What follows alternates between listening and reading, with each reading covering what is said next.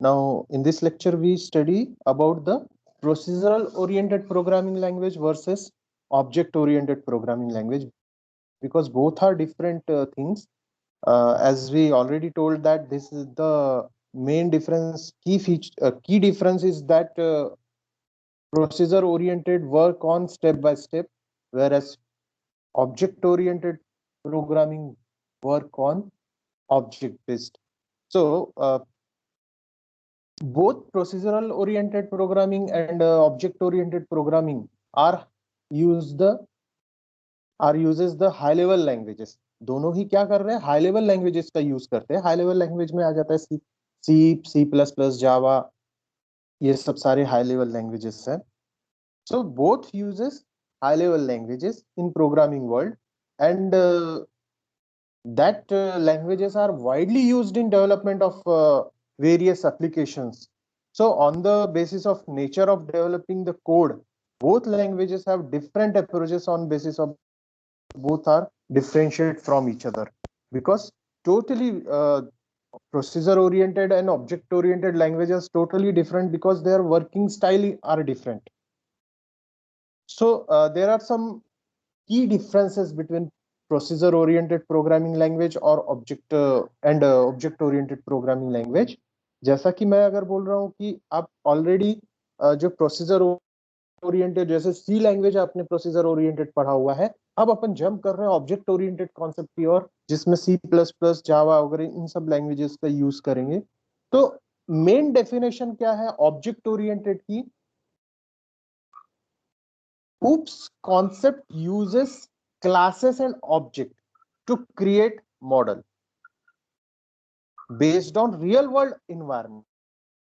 जो real world का environment है वो ध्यान में रखते हुए क्या किया जाता है, एक मॉडल डेवलप किया जाता है using classes and object.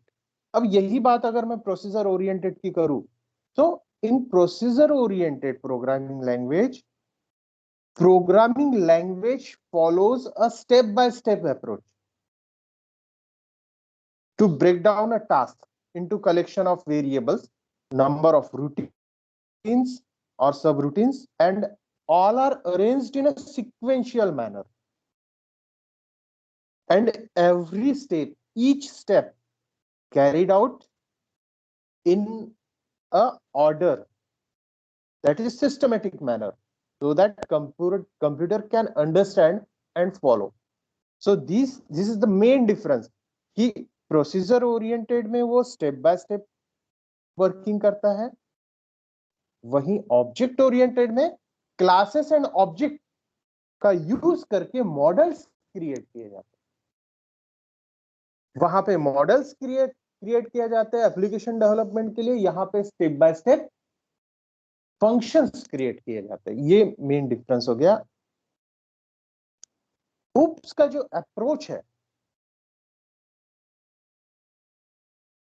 OOPS के कॉन्सेप्ट में ऑब्जेक्ट एंड क्लासेस को इंट्रोड्यूस किया गया है. And when we use classes and object, it means the program is divided into small chunks called objects, which are also called as instance of classes. तो जब आप OOPS के concept को implement जब करते हैं, तो वहां क्लासेस को इंट्रोड्यूस किया जाता है, क्लासेस एंड ऑब्जेक्ट को. और जहां क्लासेस एंड ऑब्जेक्ट आ गए तो आपका प्रोग्राम छोटे छोटे पार्ट में डिवाइड हो जाता है. वहीं अगर मैं बात करता हूं प्रोसीजर ओरिएंटेड प्रोग्रामिंग लैंग्वेज की, so the main program is divided into small parts based on the function,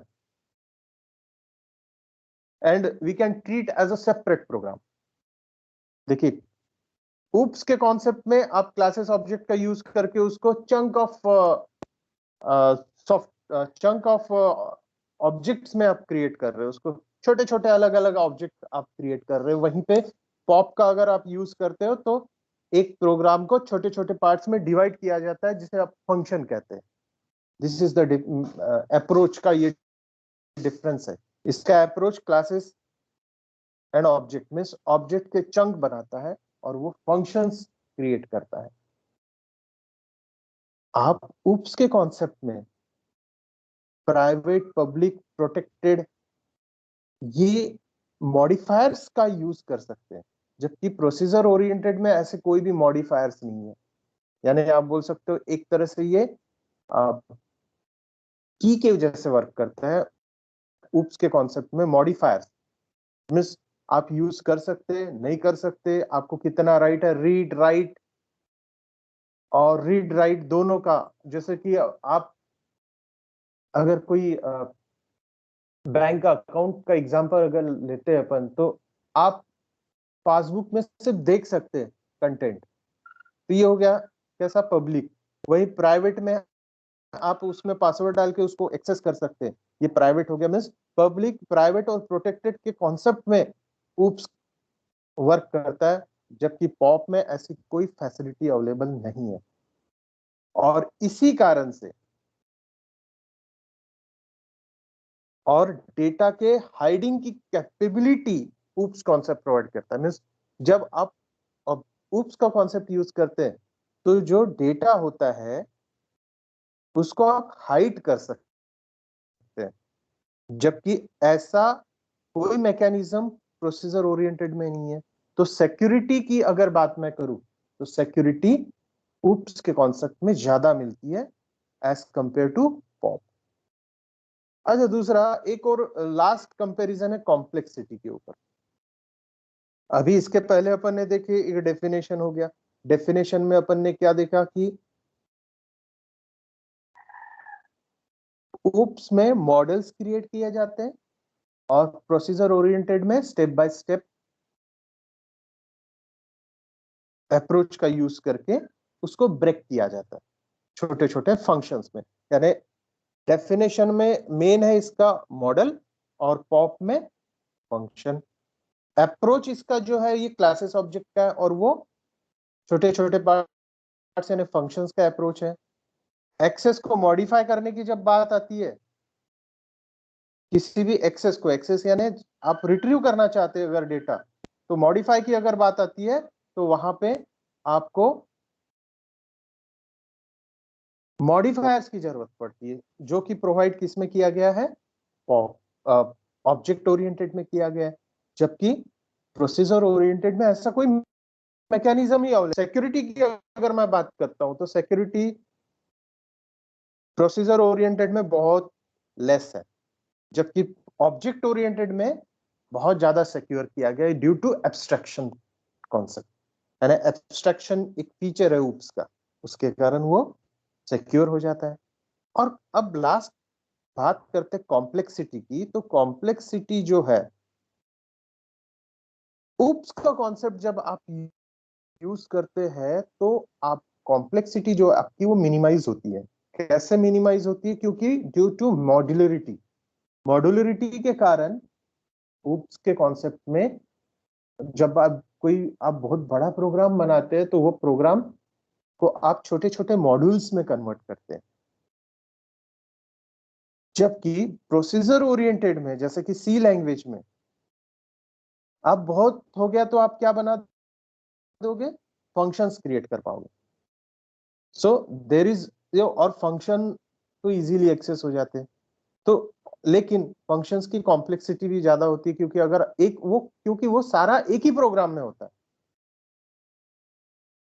तो जब तक आप अगर कोई उसमें ऐड कुछ करना चाहो आप प्रोसीजर ओरिएंटेड में, तो आपको जैसे कि नया कोई वेरिएबल डालना है तो आपको फिर से वहां जाना पड़ेगा, वेरिएबल डिक्लेरेशन के सेक्शन में वहां जाके फिर से उसको मेंशन करना पड़ेगा और फिर नीचे स्क्रॉल करते हुए नीचे आना पड़ेगा। तो this means it's somewhat difficult to revise the whole program.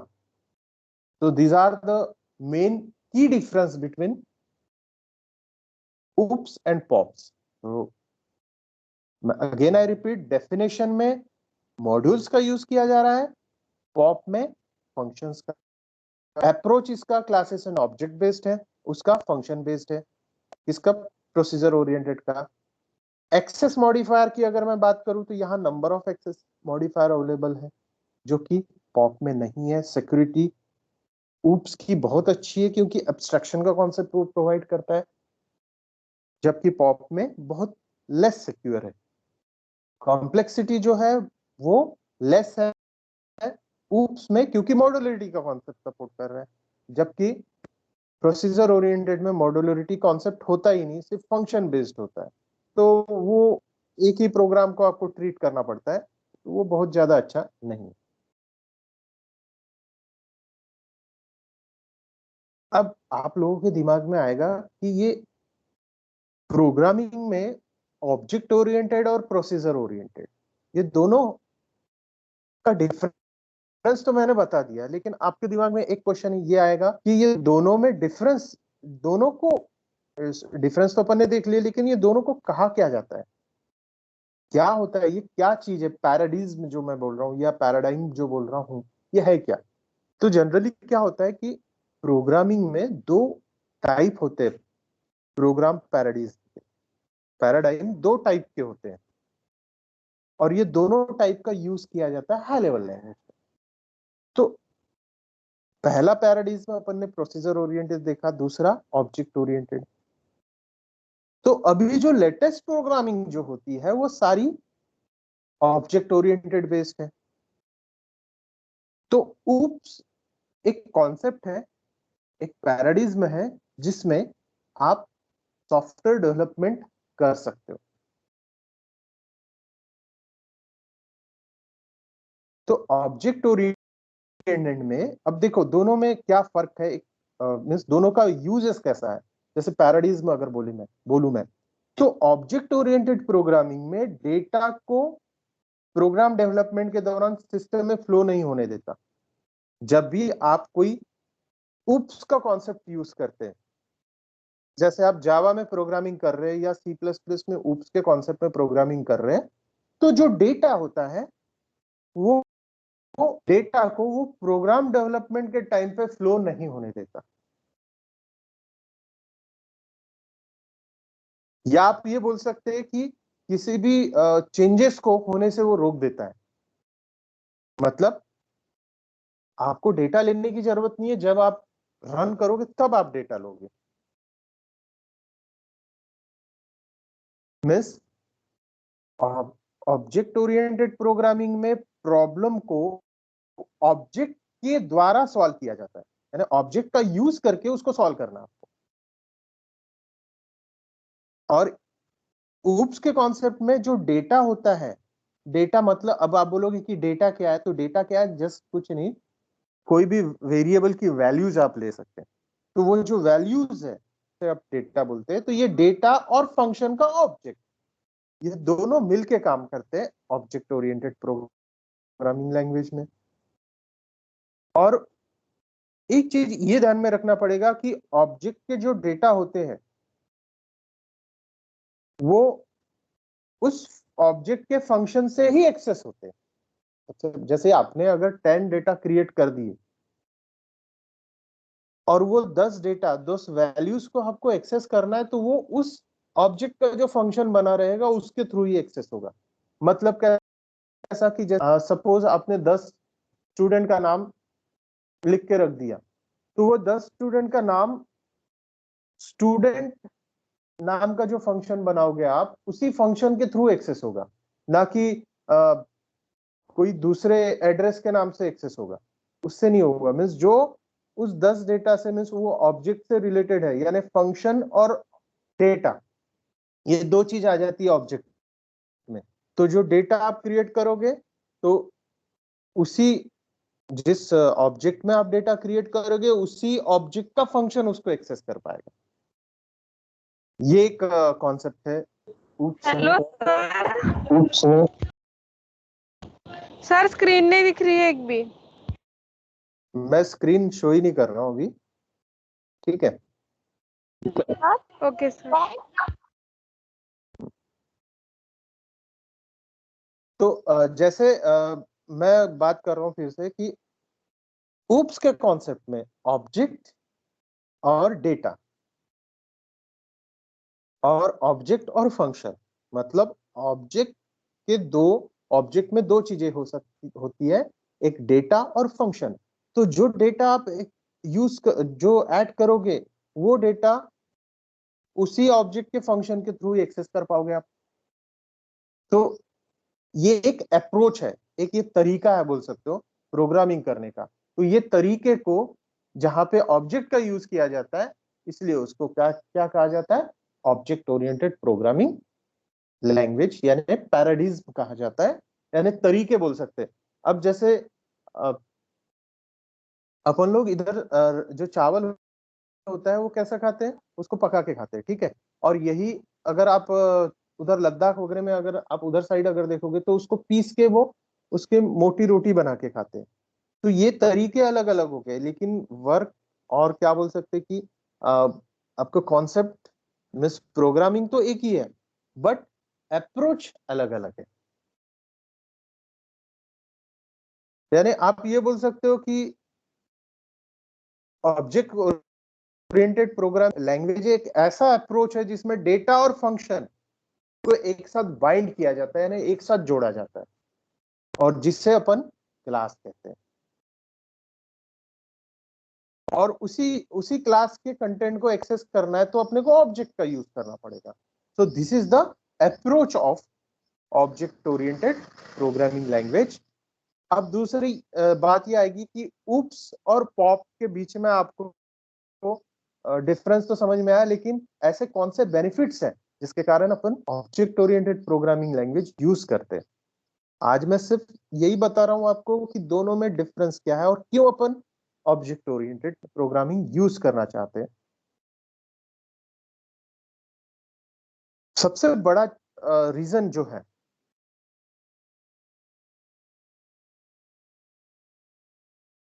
जब भी आप ऊप्स का कॉन्सेप्ट यूज करके कोई प्रोग्राम डेवलप करते हैं तो उसमें सबसे पहला उसका एडवांटेज ये मिलता है, कैरेक्टरिस्टिक्स ये मिलता है कि ऊप्स के कॉन्सेप्ट में प्रोसीजर की बजाय डेटा को इंपॉर्टेंस दिया जाता है।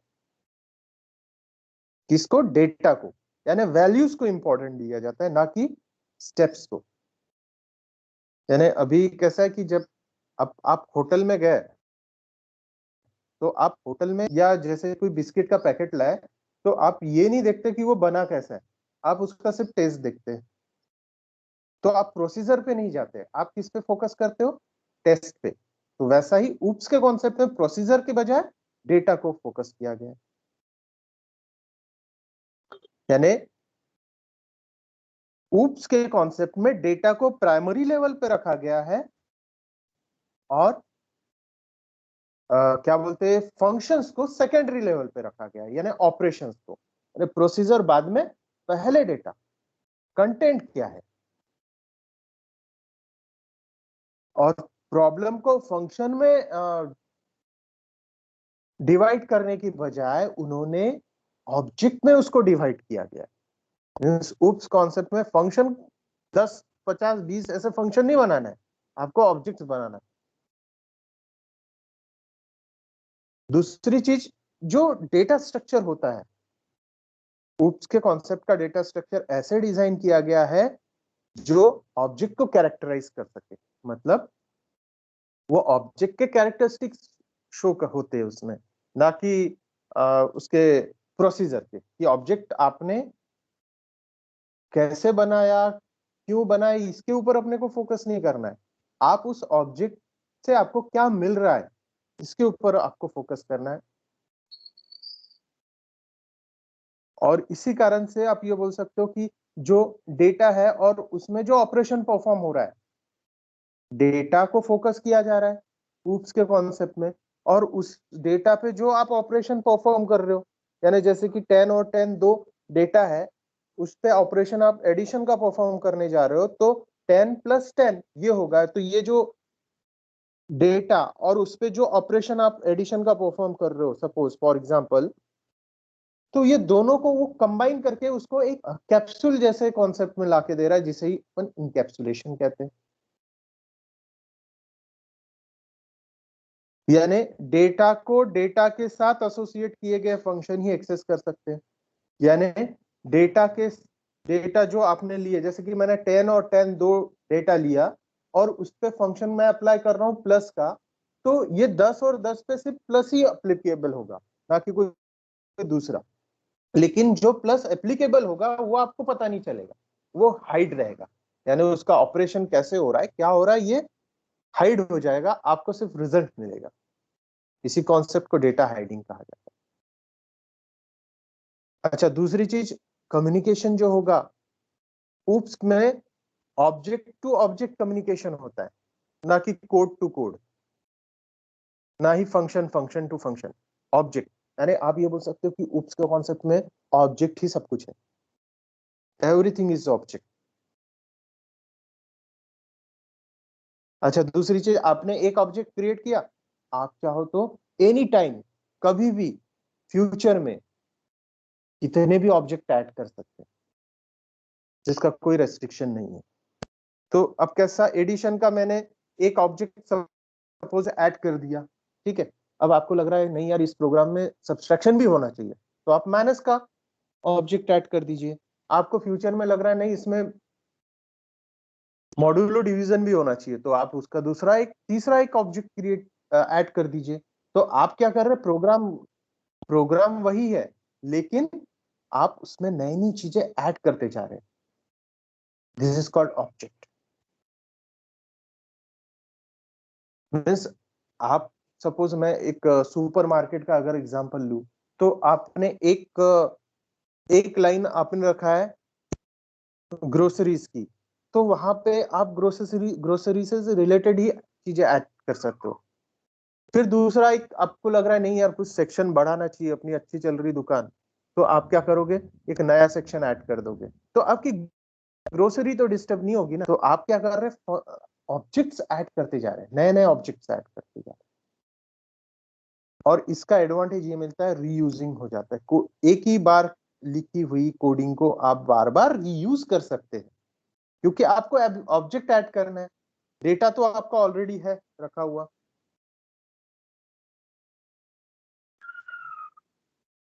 अच्छा, दूसरी चीज, ऊप्स के कॉन्सेप्ट में प्रोग्राम जो होता है, प्रोग्राम का डेटा वो सारा बाहरी दुनिया से हाइड होता है। यानी उसको एक्सेस करने के लिए आपको उसका पहले मेंबर बनना पड़ेगा।